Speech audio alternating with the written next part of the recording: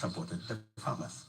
I'd like to speak about another issue that is a contributing factor to the cost of living, and that is the high cost of fuel in the country.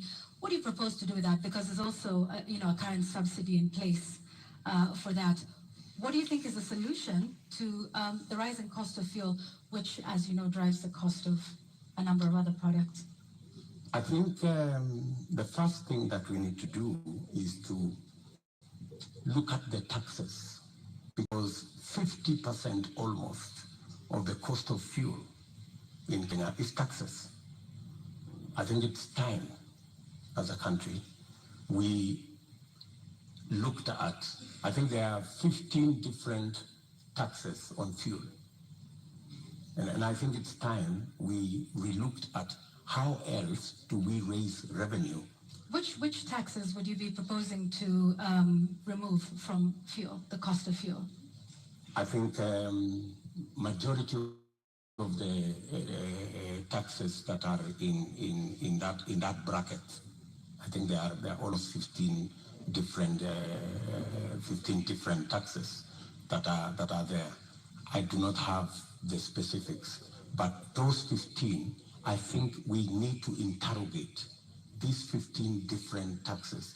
Which ones can we put aside so that, like other countries, we can limit the taxation on fuel? Take for example, let me ask, yeah. Yes, okay, take for example, VAT. Correct. I think we need to rethink taxation, VAT taxation on fuel. That was the latest inclusion of taxes on fuel. And I think it was very controversial. Yeah, Honorable Ruto, VAT on petroleum products was indeed controversial.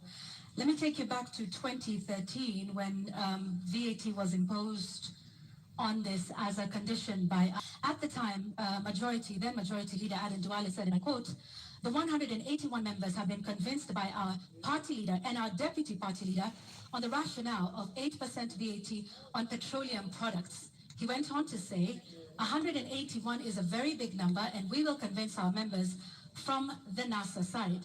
So you at this point in the year 2015, I believe when this was passed, were pushing for 8% to be added on VAT. Today, you are saying you want to abolish VAT on petroleum products. Why should Kenyans believe you today? Why wouldn't they? I mean, we live in a dynamic country, and it's only fools who don't change their mind. If you are in a situation where the price of fuel has gone to 160, I mean, it's time to think. I mean, when this VAT was imposed, then the price of fuel was under 100. Honorable Ruto, when the VAT was imposed, it was at the time a condition by IMF when we were seeking a precautionary facility. Today we find ourselves in the exact same position with a third tranche of an IMF facility, and once again they are calling for the same